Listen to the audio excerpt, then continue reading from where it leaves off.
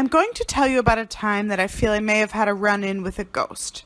First, let me give you some background.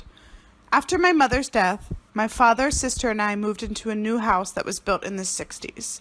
Upon moving in, we got to know the old couple who had this house built and lived there their entire lives, now moving into a nursing home. They seemed to be quite friendly. I know that Ruth, the woman who lived there before, had a strong connection to her kitchen.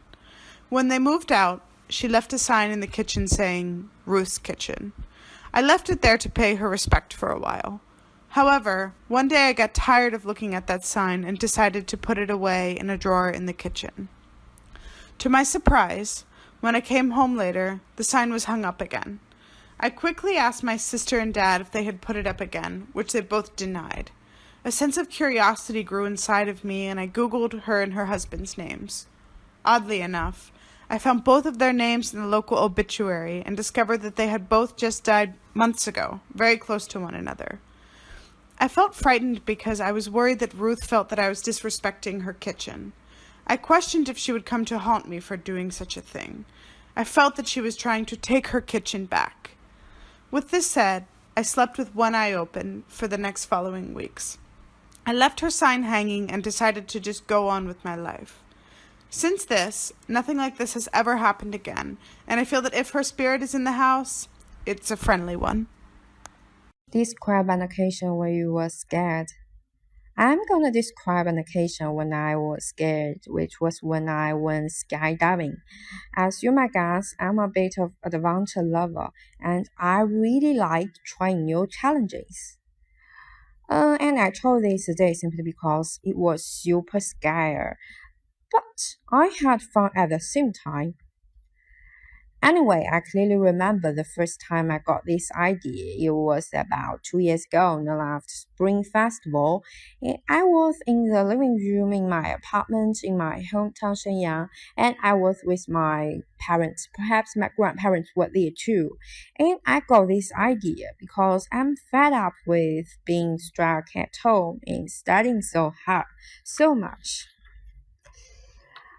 So basically, it was an amazing experience. I went with my friend Jiayu to an airstrip in a rural area outside of town. And we were introduced to our instructors who jump with us and take up to the ground. And we learned that how to put on the parachute and then went through the signals for pulling the right cord. Finally, we boarded the plane, flew to 10,000 feet, and screamed our hands off as we leaped out. Now, the fact is, it was a truly terrifying experience, and I loved every second. I've learned that it's important to get this experience, and in the future, I'm going to start saving so I can do this again. What fires are common in your country? Well, there are many things, and the most obvious one is a fear of heat. Some Chinese people have a vertigo and are scared of falling. Just consider my mother. She refuses to go to a balcony if it's more than 4 meters high, and I think this is pretty common. How can people over the fires?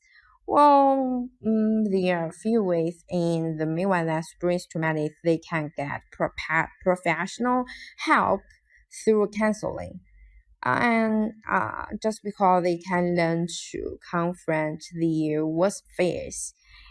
This is especially true in China.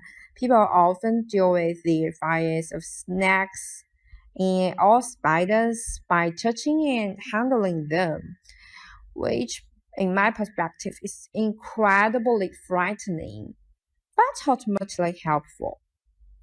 Many are scared of new technologies. What do you think? Look, this is a tricky question. I'm afraid I can come up with a good answer, just because I've never considered this before. And however, my gut feeling is they don't understand them and people feel unknown. An experience that you were scared. Well, I'd like to describe an experience that I was scared in my university vacation. At that time, I wanted to go home, but I missed my train. So it's almost middle night. I feel very scared because there are seldom people and the sky is very black. Mm.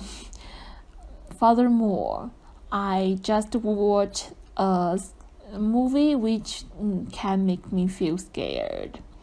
So it's very uncomfortable, but I told myself that I need to breathe and defeat my fear. So I opened my phone, took a taxi, and called my mother. My mother told that maybe you just need to overcome your fear. She gave me a lot of courage, and she kept talking with me when I in the road back to school.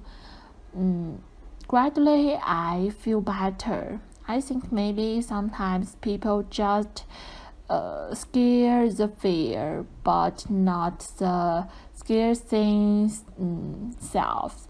So, from that, I realized, firstly, never forgot and missed your train or fly, and other things that you need to, if you feel scared, you need to defeat it, face it, then you will feel better. Okay, let's listen to some part 2 responses on the topic of a time when you were scared. Here is our topic. It could also be worded like describe a frightening experience you had. And our cue card. We've got our cues here. You should say when it happened, where it happened, why you were scared, and how you felt about it. Let's have a listen to the first response. I'm going to tell you about a time that I feel I may have had a run-in with a ghost. Okay, here's our introduction. Pretty clear. Look at this phrase here, run in with a ghost. So instead of saying you came across or you met a ghost, she says run in. First, let me give you some background. That is a terrific idea. Background. So even though our cue card doesn't say give a background, and the cue card doesn't say who was involved, or, well, it does say when and where. But it doesn't strictly ask us to give these details, but she does. She paints a nice picture of what happened.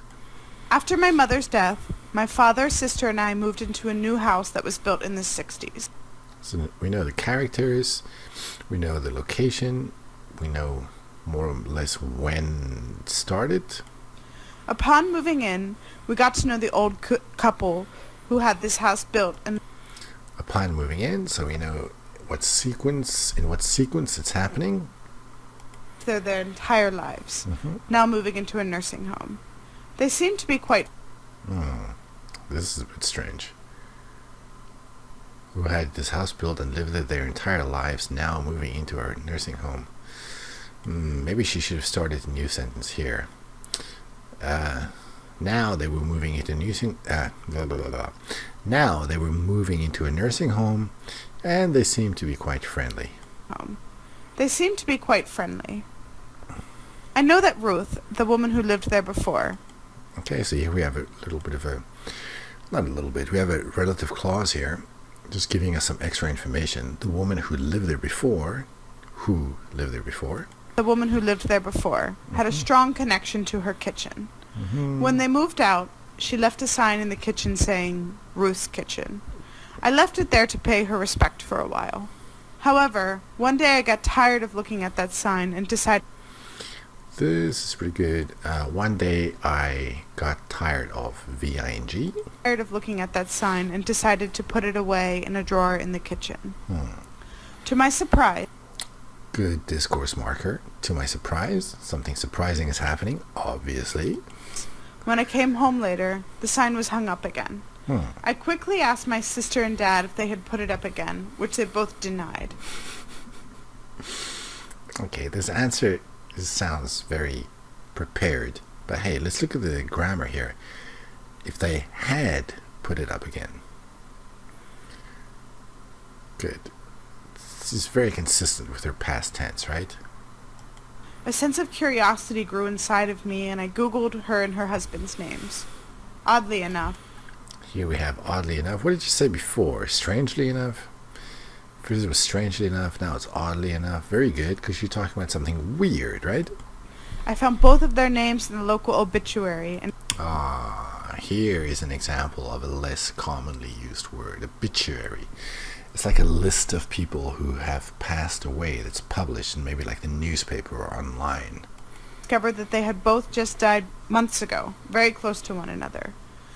I felt frightened because I was worried that Ruth felt that I was disrespecting her kitchen. I questioned if she would come to haunt me for doing such a thing. It's just very obvious that this woman is reading. It's too bad. I felt that she was trying to take her kitchen back. But a very consistent use of the past tense. And look at this here. She was trying to take her kitchen back. Okay. It's slightly funny. A little bit. With this said, I slept with one eye open. This is weird. With this said. Nothing was said. She had a feeling. So why say with this said? You can only say with this said if you had said something. That's not right. So instead of that, so as a result, I slept with one eye open.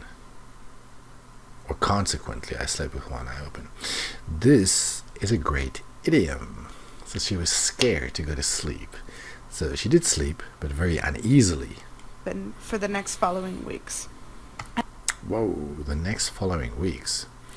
Maybe the next couple of weeks. The next couple of weeks. Or the following weeks. But not the next following weeks. I left her sign hanging and decided to just go on with my life. Since this, nothing like this has ever happened again, and I feel that if her spirit is in the house, it's a friendly one. Well, here we finally get some life. We get some intonation. If her spirit is in the house, it's a friendly one. Notice the rising and falling intonation there. It's a friendly one. Oh, and I missed it. Let's try again. Since this, nothing like this has ever happened again, and I feel that if her spirit is It's in the house, it's a friendly one. Up and down, signaling the end.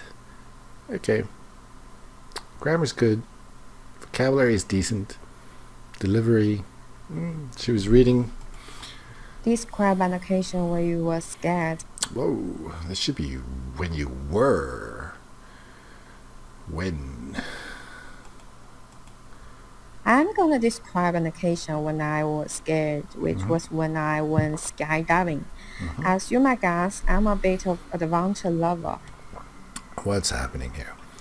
Guess, as you might guess, I'm a bit of an adventure lover.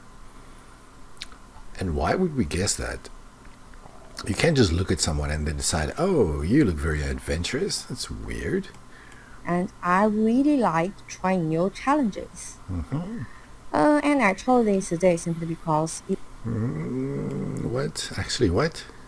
and I chose this today simply because it Nope. Don't know what she's saying there. was super scary. Super scary.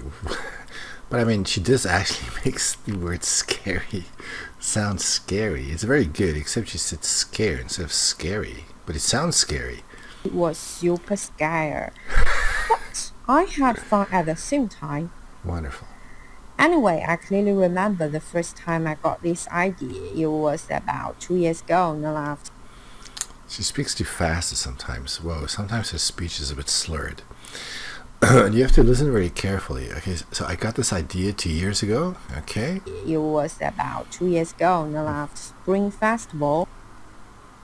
Don't know what this is. Yeah, I was in the living room in my apartment in my hometown Shenyang, and I was with my parents. Perhaps my grandparents were there too. And I got this idea. And I was in the living room. And I was with my parents. And I got this idea. You see the problem? The way she's connecting these ideas, she's using very basic connectives, and they're very repetitive. My parents, perhaps my grandparents were there too. And I got this idea because I'm fed up with being. She was pretty good at using the past tense. I was, they were, I got, I am. Now here she switches to the present tense for some reason. Fed up, very good, but it's stuck, not struck. Stuck at home. Fed up with being stuck at home and studying so hard, so much. So basically, it was an amazing experience. This is out of place because she hasn't gone skydiving yet. So why is she evaluating the experience? First tell us about the skydiving and then tell us it was amazing. Don't put this in the middle. I went with my friend Jiayu to an airstrip. Wonderful vocabulary, but it's airstrip. But look at this phrase here, in a rural area outside of town.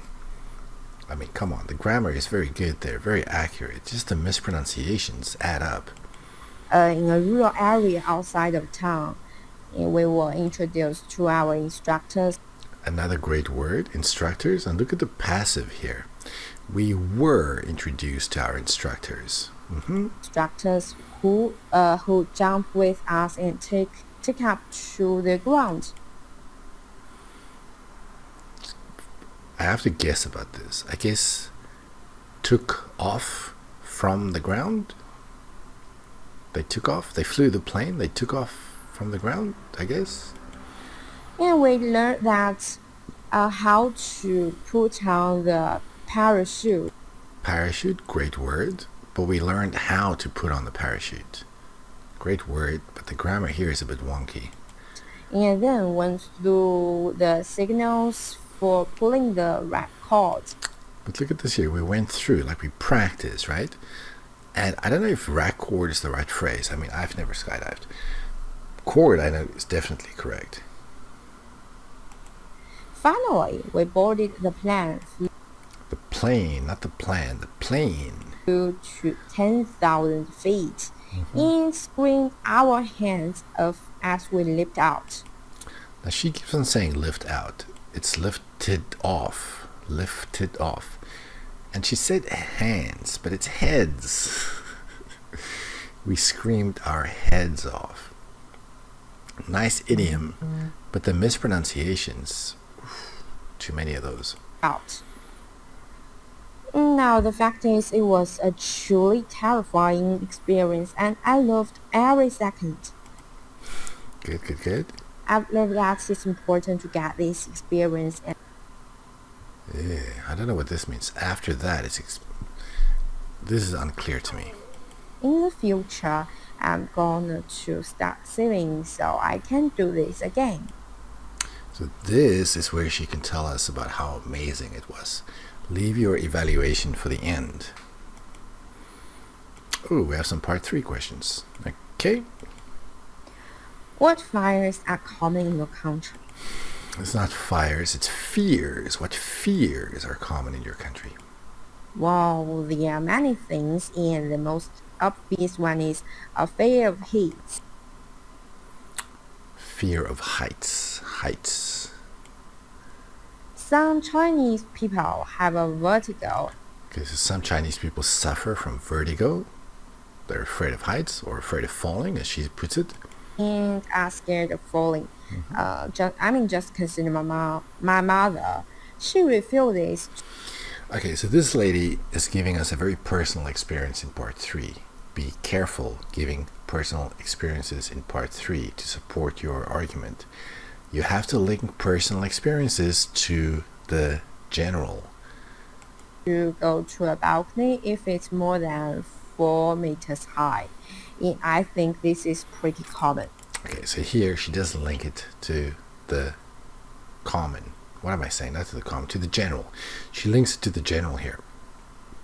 So she's saying, yeah, I know an example, and the example is my mom, but I don't think it's only my mom. I think it's pretty common. Now, maybe she could explain why she thinks it's very common. She doesn't do that, but at least she doesn't make the whole argument a personal one. I think this is pretty common. How can people over the fires? Oh boy. Overcome. How can people overcome their fears? Well, there are a few ways, and the main one that springs to mind is they can get professional help through counseling. Very good grammar. Professional help through counseling. But it is counseling, not canceling. Counseling. And just because they can learn to confront the worst fears. And I mean, this is especially true in You know, I listened to this woman maybe 5 times. I decided not to edit this. What she said is confront their worst fears. But the pronunciation is so poor that I don't even want to put the words in there. to confront the worst fears. Confront their worst fears. It's very difficult to make out. And I mean, this is especially true in China. People often deal with the fears of snakes Snakes, not snacks, snakes. and all spiders by touching and handling them, which, in my perspective, is incredibly frightening, but ultimately helpful. Look at that rising intonation here, but ultimately helpful. Pretty good. I mean, despite all the mispronunciations, her pronunciation does have some good points too. Here's one of them. Many are scared of new technologies. What do you think? I don't know what to think. I don't understand this question. Who's scared of new technology? What technology? What do I think about what? If you get a question like this and you're not sure what it's trying to ask you, ask the examiner to clarify. Look, this is a tricky question. I love the fact she says, look. I don't have time for this question of yours. I'm afraid I can come up with a good answer, just because I've never considered this before. And however, my gut feeling is they don't understand them, and people. Wait, what? My gut feeling is either they don't understand them. Be careful using pronouns. Who's the they? Who's the them? Now, I know that she's talking about this. They are afraid of them. But your pronouns are very far removed from the nouns that they are referring to. So make it clear who you're referring to. So a lot of people either don't understand these new technologies or... And however, my gut feeling is they don't understand them, and people fear unknown. Okay, I don't know what's going on here. Either or people fear the unknown. I think I'm kind of missing her message here. Okay, so her gut feeling is a lot of people don't understand these new technologies. Okay, I can fix this part. But if this is either, why is this and? I don't get it. Okay, and some people fear the unknown. Fear unknown. An experience that you were scared. Maybe an experience when you were scared. Well, I'd like to describe an experience that I was scared in my university vacation. During my university vacation? At that time, I wanted to go home, but I missed my train. So it's almost middle night. when this woman talks, she doesn't follow an English rhythm where some syllables are kind of squashed shorter and some are pronounced with a longer timing. She pronounces every syllable at the same length, and that's not how people talk. And when we get to the language, it was almost midnight. I felt very scared. Almost middle night, I feel very scared because there are seldom people Few people. There were few people. and the sky is very black. Black. There were few people. So where is this now? Is this at the train station? What's going on? Furthermore, Furthermore, I just watched a movie which can make me feel scared. why is this in the present tense? Now, where is this happening? Is this at the train station? How is she watching movies? Did she watch the movie on her phone? What's going on here? Watch a movie which can make me feel scared. So it's very uncomfortable. What is uncomfortable? Standing at the train station? At the platform? Why is there no verb here? This is an adjective. We need a be verb. So it was very uncomfortable, but I don't know what was uncomfortable. But I told myself that I need to breathe Needed to breathe. and defeat Overcome my fear. Overcome. my fear. So I opened my phone. Well, the only kind of phone you can open is like a flip phone. Which company released a flip phone this week? I forgot. But anyway, it's turn on, unless it's a flip phone. Took a taxi and called my mother. My mother told that My mother said, maybe you just who's the you? Is it me? My mother said that maybe I just something. What? feel, maybe you just need to overcome your fear. Your fear. Why does it sound like she's singing? Okay, so her mother told her to overcome her fear. She gave me a lot of courage, and she kept talking with me when I in the road back to school. Why is she going to school? This is during our vacation time. What is going on here? Okay, so she kept talking to me when I was on my way back to school. In the road back to school. Gradually, I began to feel better. I feel better. I think maybe sometimes people just scare the fear, but not the scare things self. I don't know if this expression exists in English. I know somebody said there's nothing to fear but fear itself. Who said that? Kennedy? I forgot.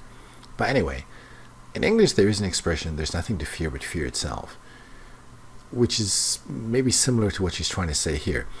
So people are scared of the fear, but not actual things behind the fear, I guess. I don't know. I don't think English has a saying like this. I could be wrong, of course. I mean, I'm wrong about a lot of things. But I'm not familiar with an English saying like this. Maybe it works in Chinese. The scare things self.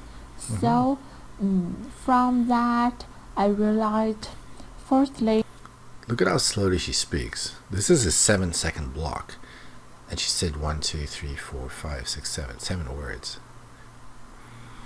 Okay, so anyway, here we have the adverb firstly. So what's the first thing she realized? never forgot and missed your train. I know it sounds like tree, but I think she's trying to say train.